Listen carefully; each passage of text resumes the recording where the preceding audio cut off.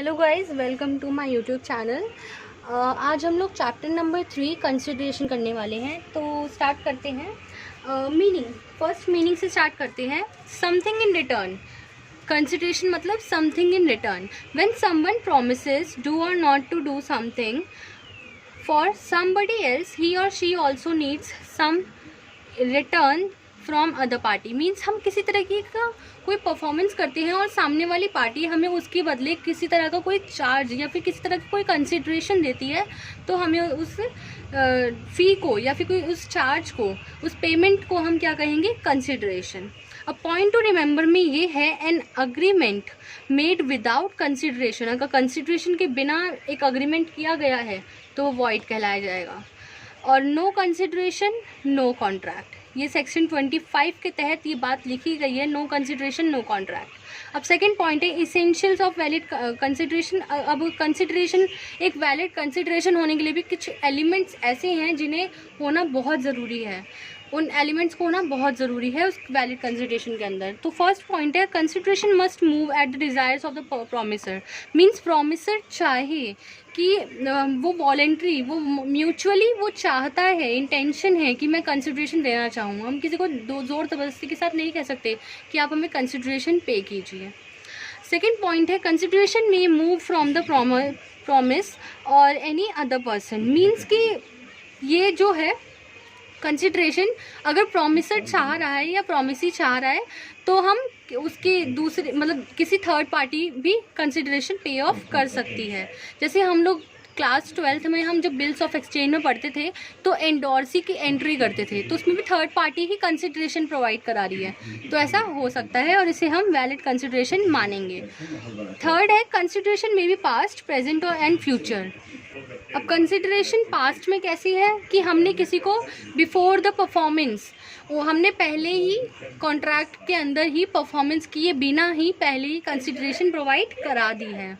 अब जैसे present consideration लिखा है इसमें, विच मूव साइमल्टेनियसली। मीन्स जैसे हम डिपार्टमेंटल स्टोर में जाते हैं तो ऑन द स्पॉट हम उसको पे ऑफ कर देते हैं जो भी हम वहाँ से ख़रीदते हैं सामान, तो इसीलिए हम उसे प्रेजेंट कंसिडरेशन कहेंगे। अब जब बात आती है फ्यूचर कंसिडरेशन की, फ्यूचर कंसिडरेशन जो है कि पहले परफॉर्मेंस हो चुकी है, पहले तुम परफॉर्मेंस कर लो, देन उसके बाद हम आपको किसी फ्यूचर डेट में, मींस आजकल के टाइम पे जो पेमेंट्स हो रही हैं वो फ्यूचर डेट पे ही होती हैं, तो उन्हें हम फ्यूचर कंसिडरेशन कहेंगे। जैसे कि क्रेडिटर या फिर डेटर्स जिन्हें हम कहते हैं।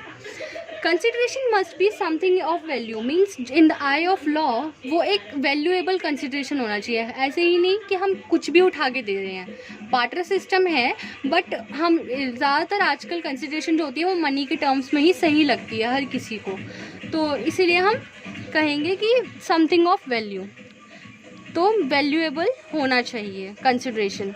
अब एडिक्वेसी एंड फ्री कंसेंट जो है वो एक वैलिड कंसिडरेशन का रूप है। Consideration must be real.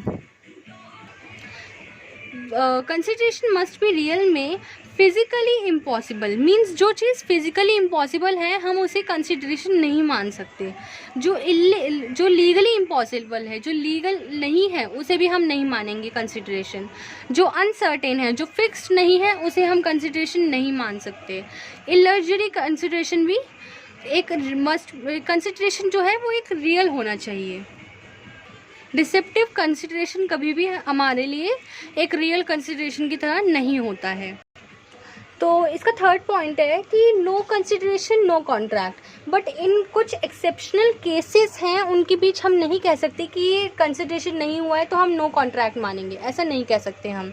तो जैसे फर्स्ट पॉइंट है agreement made on account of natural love and affection. Means natural love and affection है तो उसमें मतलब जाहिर सी बात है कि उसमें कंसिडरेशन क्यों होगा। जैसे हस्बैंड वाइफ की बात कर सकते हैं, या जैसे चाइल्ड और उसकी पेरेंट्स की बात कर सकते हैं इसमें। तो जैसे ये जो है an agreement with an consideration is enforceable in the eye of law, वो अग्रीमेंट तभी कहलाया जाएगा और उसमें कंसिडरेशन की बात नहीं है। फर्स्ट पॉइंट है एक्सप्रेस्ड इन राइटिंग। मीन्स अगर राइटिंग में लिखा है, रिटन में लिखा हुआ है ये बात कि कंसिडरेशन ज़रूरी नहीं है because of the natural love and affection, तो कोई बात नहीं, कंसिडरेशन नहीं है तो इसका मतलब ये नहीं है कि वैलिड कॉन्ट्रैक्ट नहीं होगा।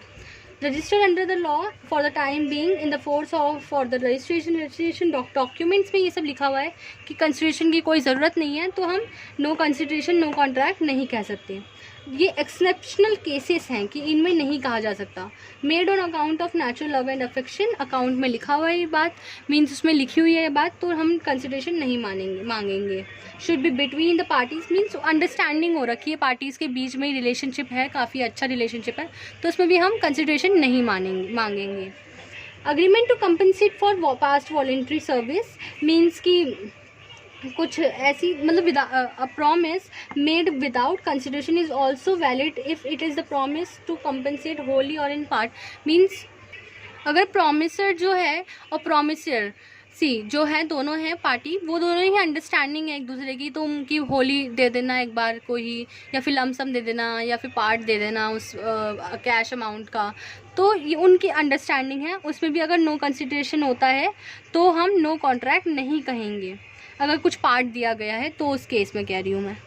तो अग्रीमेंट टू पे अ टाइम बार्ड, मीन्स कि अगर डेटर्स हैं, उन डेट जो पे ऑफ करना है उसे, अगर उसमें भी उसने पार्ट दे दिया है या फिर लमसम अमाउंट दिया है, तो उसमें भी हम ये नहीं कह सकते कि ये नो कॉन्ट्रैक्ट के तहत है।